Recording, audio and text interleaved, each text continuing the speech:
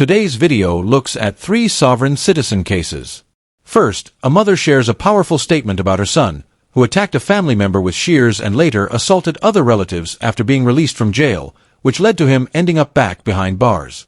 Second, a man makes the usual traveler, not in commerce claim, arguing he doesn't have to follow the law. Third, another individual risks losing his home after trying to avoid 2023 property taxes using a rejected discharge of debt filing. We begin with the first case and the victim's statement. Let's get into it. You have concerns for your safety? Yes, I do. I also have other kids in the home. I have a 23-year-old daughter in the home. I have a 15-year-old son in the home. I have an 8-year-old daughter in the home. Mr. Gray is my oldest child. He drops in and drops out, okay? I can't have someone come there terrorizing me and my kids in the home that I have built for the last 16 years. My husband and I have built for the last 16 years. Mr. Gray is on some mess trying to live like he's one of those sovereign people. Those people that squatter all the time and just take over people things, because they don't want to get up and get it on their own. All right, so it's fair to say you don't wish for him to return to that address. I don't wish for him to return to the address. No. Yes, ma'am. I feel like it would be unsafe. It would be unsafe for me, my husband, and my other 3 kids. All right. I do appreciate you coming to court making that statement. Defendant's going to receive $1,500 surety bond. He's to have no contact with Ms. Gray or Mr. Robinson during the pendency of this case. He's to stay away from that location, have no alcohol, no drugs, no weapons. His case is going to state all purpose on March the 10th, and I am going to ask for the social worker visit for additional development of the matter. Best of luck to you, Mr. Gray. That concludes your case for today. That wraps up the first video. As mentioned earlier, and it still applies, if someone wants to end up left out of family gatherings, events, and even shared living arrangements, following the flat earther or sovereign citizen mindset tends to do the job. Now we move to the next hearing, involving a man who was first stopped for a minor issue like a broken taillight, but the situation escalated and resulted in a citation for driving without insurance. Let's get into the next case now, moving forward. I'm sorry, sir. I'm having a very difficult time hearing you. Could you please speak a little louder? Sure. I was just confirming it's still your intention to move forward with a contested hearing today. Well, sir, I am being put in a contested hearing box, but if you've noticed all the documents I've sent to the court, I'm challenging much more than that, including I'm here by special appearance only. I'm not here by general appearance. I'm challenging jurisdiction. I'm challenging every aspect of this, and violations of due process, violations of law, and the fact that I was never notified about this and that it was already turned into a committed without me ever receiving any notification. Have you had a chance to review all of my letters and requests for disclosure and discovery, my affidavits? I've put many documents into this, and I'm challenging all aspects. So I can't really even say it's just a contested hearing, other than that's the only box you gave me any possibility to sign on this thing. And by the way, this was only a warning I was given. I was never issued a citation. The citation is not a the warning is not a charging instrument. It's simply a warning. I've been stopped times before, and no citations were issued, and I've been stopped after, and no citations were issued. This one suddenly, miraculously turned into a citation long after the fact, and it was already termed committed, which is absolutely a violation of my due process. I would also challenge entirely the officer's report and the citation, and many other aspects in regard to due process and law. And I can say much more if you will allow me. All right. Well, Mr. Nope, give me a moment here. I do have all your documents here, and I'm looking at the docket notes for your case as well. So let me take a look at a couple of things here, sir. Okay, I'm sorry, I couldn't hear that last part. I said I've got your documents here in front of me, and I'm going to take a look at a few things here before before we move forward, I'm going to get myself more up to speed, but I do have all your documents here, so give me a moment, please. Okay, thank you. All right, Mr. No, have you received any documentation from the prosecutor's office in response to your demand for discovery? Looks like that was filed on January 13th. Well, no response was ever made to all my requests for disclosure and discovery or my affidavits. So I would assume they stand as fact in law. They were not rebutted or they were never answered.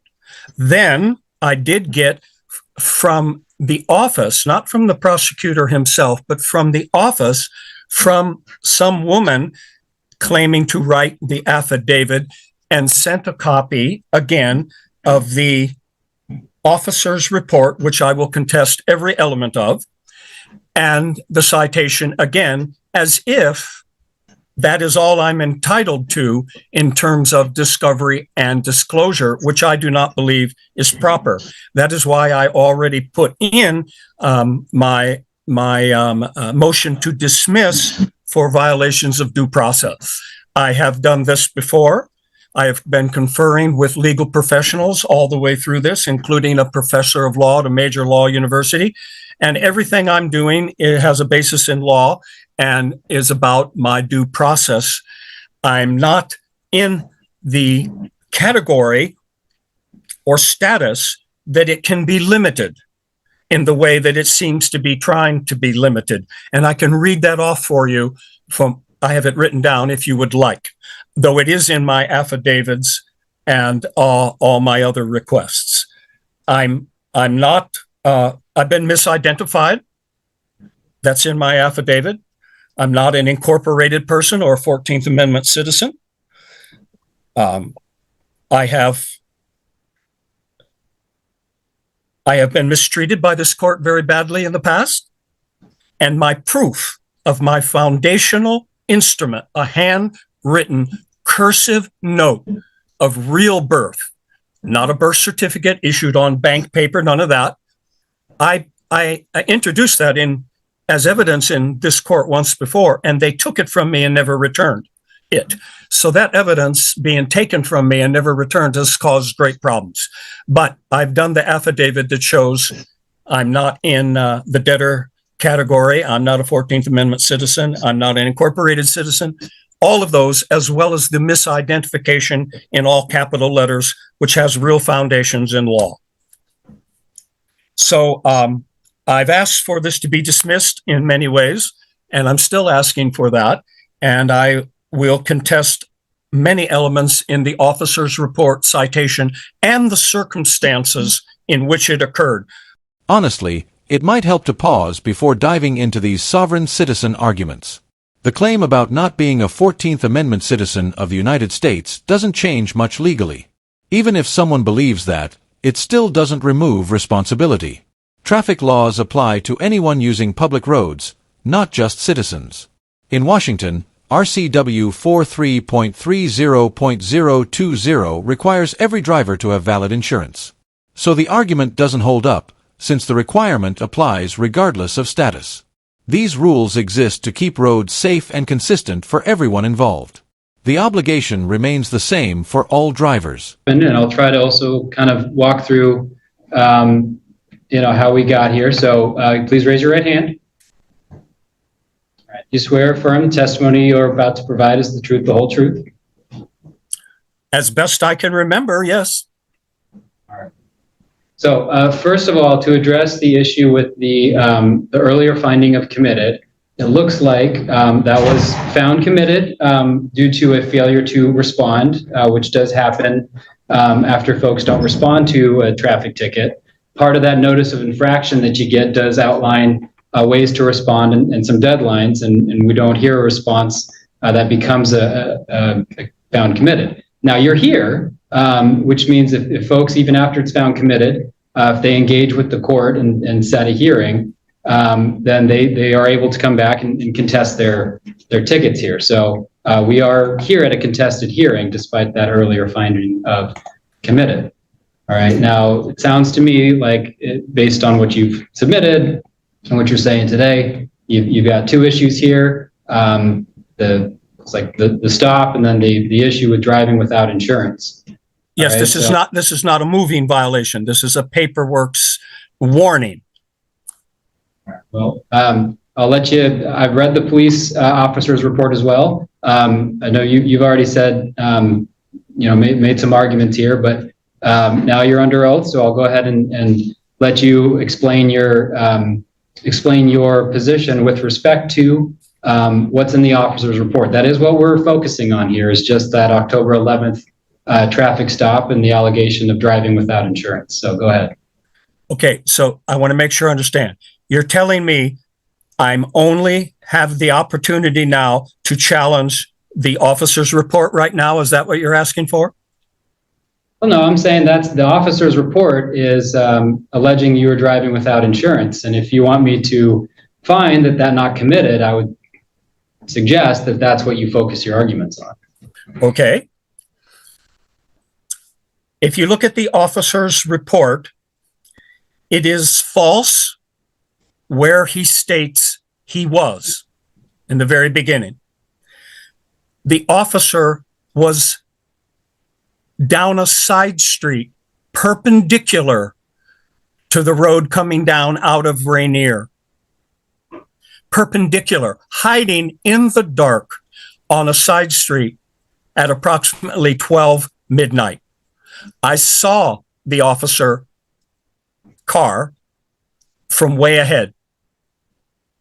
It's a 25-mile-an-hour speed zone at the bottom of a hill, but I was not speeding, nor did he stop me for speeding. Hang on. The officer could not see my brake lights, one brake light that he's claiming was out from that position. Also, I might add, there were two officers, and that's omitted completely from this officer's report. There were two officers, and one tried to give me legal advice. Now, I was not speeding. I saw him. I went down the hill. He was already pulling out after me before he could ever see any brake lights. Then, as I went forward to the stop there, the stop sign in the town of Rainier, that would be the only place he could have seen that. He is misstating completely. First of all, he was not driving, as he said. He was parked down a side road. I'm going to just butt in here a little bit. So you're not cited for driving without a brake light. I understand that was the reason for the stop. The citation here is for driving without having your insurance. Right, I'm getting to that. Right. I would suggest that you get to that a little bit quicker. Well, these are the circumstances that prove that he's not telling the truth. But putting tone aside, the legal issue does not depend on anyone being treated as special or exempt. In most places, including Washington state law, requirements like insurance are based on the act of driving on public roads, not on how someone defines their citizenship status. Courts consistently view insurance, registration, and licensing rules as regulatory duties linked to vehicle use. These obligations apply to anyone who chooses to drive. They are enforced to ensure safety and accountability on public roads. Where it occurred, because I was stopped out on the highway. He then followed me after I made the turn on Highway 507 toward Yelm, and followed me for a great distance before he made the stop. So his report is false, where he's even saying he stopped me. It was not at the intersection of Binghamton and Idaho streets. That was where he was hiding, down low, where it started from. That's not where he stopped me at all. So that is false. The next thing is he is not telling the truth about the discussion that went down there. Okay. And I put him on notice if any of my rights were violated or my due process was violated, that I would take the matter further into court. And that is what I'm doing. So many elements of this are improper. So I asked for this officer's report to be a cause for dismissal, as well as all the other things I've motion. Well, Mr. Nope, what you haven't said is you haven't denied that you were driving without insurance. Is that what you're arguing? Well, the point is are you making me an offer as if I have insurance now, or are you asking me a question about then? On October 11th, 2025. I think I have the right to not answer that question under the Fifth Amendment because of all the other issues I've outlined that are improper in this case. Well, Mr. Nope, you don't have to answer, but the officer said that when he pulled you over, indicated that you didn't have insurance, and driving without insurance is an infraction under state law. And so I do find that infraction has been committed. Wait a minute. That is not what he said. He said I didn't show him proof in that moment. He then demanded that I email the proof to him, which is not proper or due process at all. It was not that I did not have it or show it. He simply claimed that I did not show him proof at that moment. Are you saying you showed him proof? What's that? Are you telling me that you showed him proof of your insurance? I handed him a bunch of stuff that I wanted to get out of there because I felt the situation was very dangerous. I don't recall what I actually handed him, but I also gave him the discussion that I'm not operating in commerce and I do not believe I am required to carry commercial insurance as that RCW is suggesting. It's not often that someone directly claims, word for word, that laws don't apply to them. When that kind of argument does appear, it usually stands out immediately in court. At this point, all the arguments have been heard, and there is nothing more to add from either side. The matter is now ready for a decision, and it is up to the judge to review everything presented and deliver a final ruling based on the law and the evidence in the case. Both sides have completed their positions, and the record is now closed for consideration. The infraction committed, the RCW does say failure to provide proof of motor vehicle insurance is a traffic infraction. And you are required to carry motor vehicle insurance while driving on the public road. So I do find that committed. All right, you'll have 60 days to pay that, the ticket amount. And I understand that's not the outcome you're looking for here today, but that's the ruling of the court. Then, well, I would like to say something more. Well, Mr. There is an appeal process. All right, we got a lot of folks on the calendar today, and we are going to move on. I need to ask about appeal. I need to appeal this then. Right. So I need to get the form for informa pauperis to be able to appeal this because I cannot pay the fine or the filing fees to appeal this. So I will be appealing this, and I need to know what I have to do. What you got to do is you contact the Thurston County Superior Court Clerk's Office, and they can get you all the information you need for appealing a traffic citation out of district court. That's where the appeal goes. And how much time do I have to do that? They'll be able to tell you that process is That wraps up hearing number 2. At this point, the arguments have all been laid out, and the court has moved past what was said in that exchange. Now we turn to case number 3, where a new set of issues is about to be reviewed. Okay, what property? Yes, Your Honor, Mayada Soroki with Wayne County Corporation Counsel appearing on behalf of the treasurer and Mr. Powell's objection to foreclosure of the residential property located at Portlands in Detroit with parcel ID number 210200155 is based on his statement that the taxes have been paid and exempt from levy. However, currently there is a property tax delinquency in the amount of $1,931.34, which consists of tax year 2023. And this is the date and time designated for Mr. Powell to be provided with an opportunity to address the court. Mr. Powell. Okay, let me open up the email because she didn't state the entire objection. I've been waiting for about 3 hours, so I didn't know you guys gave me improper notice. I had to call in and get the meeting ID, and I'm currently doing something. So I'm about to pull open this email that I sent them so we could get to the bottom of it. That wasn't the entire objection. The entire objection is Okay, taxes been paid, and what she said, property or security so deposited is exempt from levy. I tendered twice the amount in December. So in December, it was due $1,881.64. I tendered a total of $3,763.28 in security, exclusive of interest, costs, and attorney fees on the liens entered against me on the official tax of Eric R. Sabri.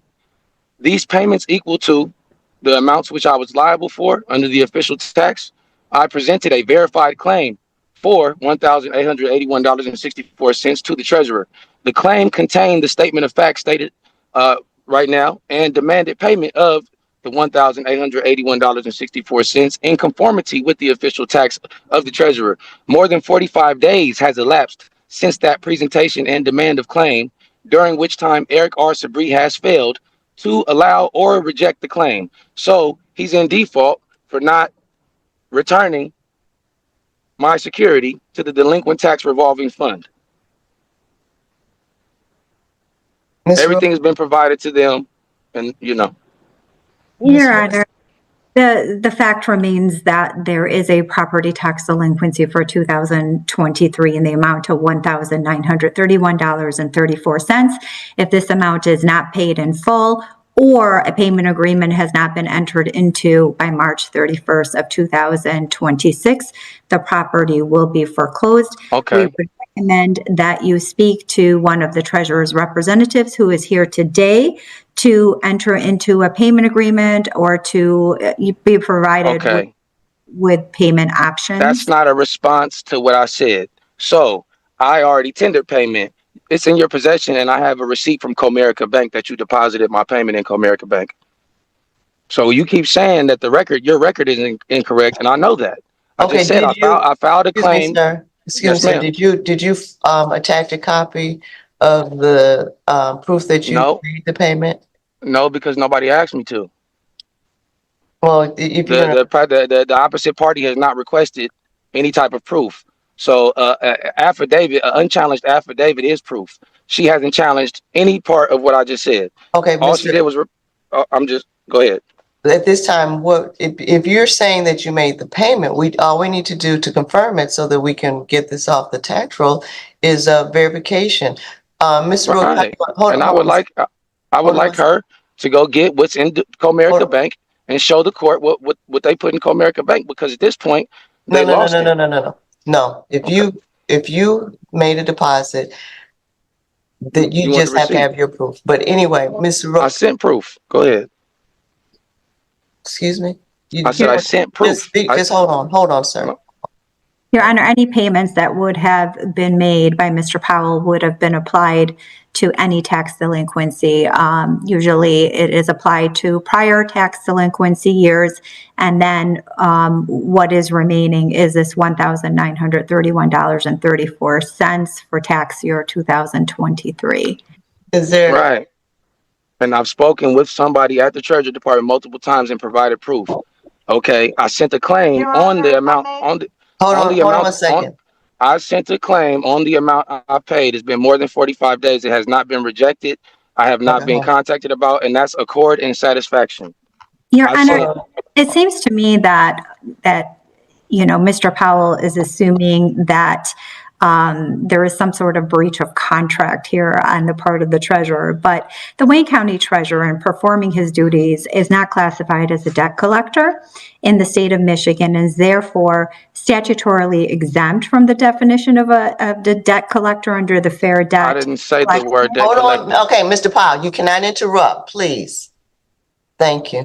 Go ahead. But this is not a contract or an accord or satisfaction or any sort of, situation that Mr. Powell is claiming. I think Attorney Don Lee Cotton has looked up the tax payments and would like to address the court. Ms. Cotton. Yes, Your Honor. Mr. Powell has been in contact with our office, and we've spoken to him multiple times as to what he sent into Comerica Bank, and I just forwarded to Attorney Soroki what indeed was submitted was just the tax bill where he stamped it. That's not how the system works. A debt cannot be removed just by sending a stamped notice claiming it has been discharged. If it were that simple, anyone could purchase expensive property and clear it with a single document. In reality, obligations like a mortgage or property tax require payment in recognized legal currency. Paper declarations on their own do not cancel what is owed. To keep ownership of a home, the required financial payments must be made through proper legal channels, not just by filing notices. That's not what happened. Money order. That nobody asked me what happened. So let me go ahead and clarify. I have the right to send a bond to the treasurer secured by public obligations. I sent the bond to the treasurer secured by the public obligations of the court or of the county. I have the law to tell you on the record right now. No, you don't need to. You don't need to tell me the law. Okay, well, hold on, they said, Mr. Powell. The only thing you need to do, you need to pay the 1,000. I did. Hold on, sir. Mr. Powell. I told you stop interrupting, please. Okay, y'all interrupted me.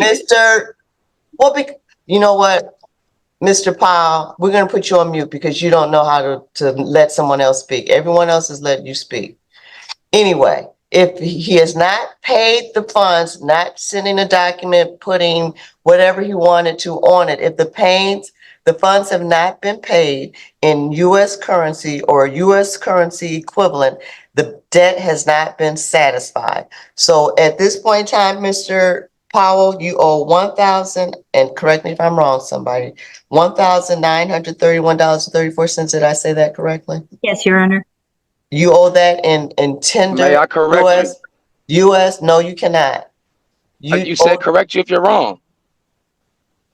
You just said somebody correct me if I'm wrong. I was talking to the You county. said somebody. You didn't say county. Anyway, as I indicated, if it has not been tendered in U.S. currency, not putting a statement on it, that is not sufficient. You must pay the $1,931.34 by March 31st, or else there will be a foreclosure on this property. I understand what you just said. Now, you just said before that equivalent U.S. currency. No, I didn't. No. I'm done. It's been recorded. Okay, fine. It's been recorded. You literally said currency. Okay, but you said currency equivalent, ma'am. If you haven't paid, I did. I'm done, Mr. I have proof. I'm done. Okay, I'm done. And as I indicated, if it's not satisfactory funds, if the funds have not been paid, then your property will be foreclosed on March the 31st. You need to make sure you pay that $1,931.34 by March 31st. I'm going to tell you again. You need to pay it by March 31st, or the property will be foreclosed on. No notice, no anything. If it doesn't satisfy, you don't pay those in U.S. currency funds, and equivalent means a credit card, a checking account. That's all that's acceptable. If you do not do that, your property will be foreclosed upon March 31st. I understand everything you're saying. Okay, that's all. Now, may I be? Okay, why am I here if I can't be fully heard? Because you're not. I have the First Amendment right to be fully heard. You have 2 minutes, sir. 2 minutes. Okay, thank you for allowing my First Amendment right to be fully heard. 2 minutes. Can I reset it since you interrupted me? So, I deposited cash equivalent according to United States law, which is the governing law of all United States currency. Title 31, United States Code, Section 9303, is the code that you're quoting without quoting it. So it says, I may use a government obligation for security instead of a surety bond, which is the same as using cash, check, or money order. I sent a bond, a claim to the treasurer with or secured by the public obligations of the treasurer, which I have the legal right to do, negotiable by delivery, which was deposited into Comerica Bank. I did not send it to Comerica Bank.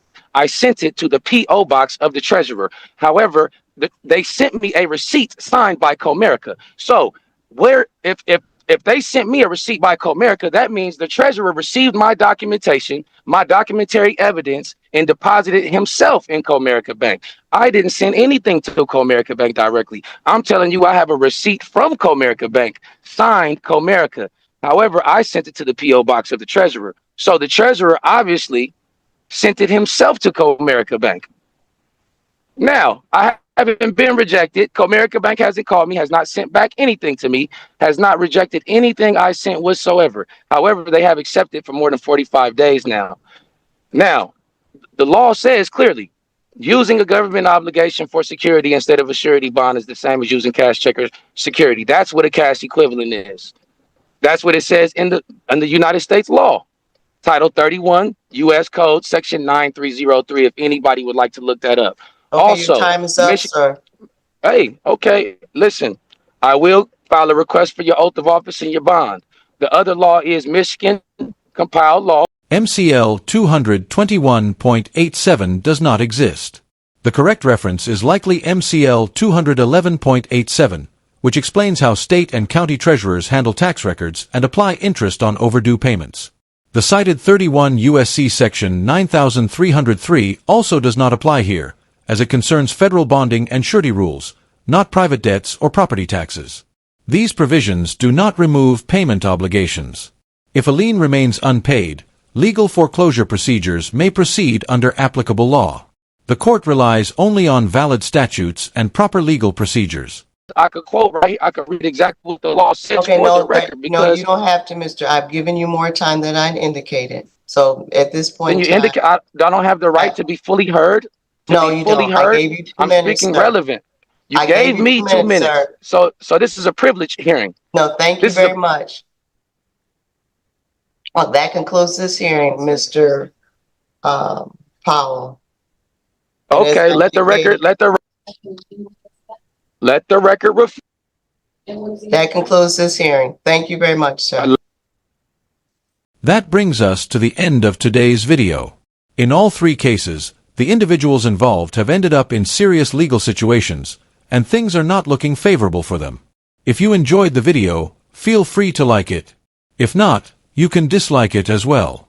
Share your thoughts in the comments below and subscribe with notifications turned on so you don't miss any upcoming content. More cases and updates will be covered in future videos. Thanks for watching. See you in the next one. Take care. Goodbye.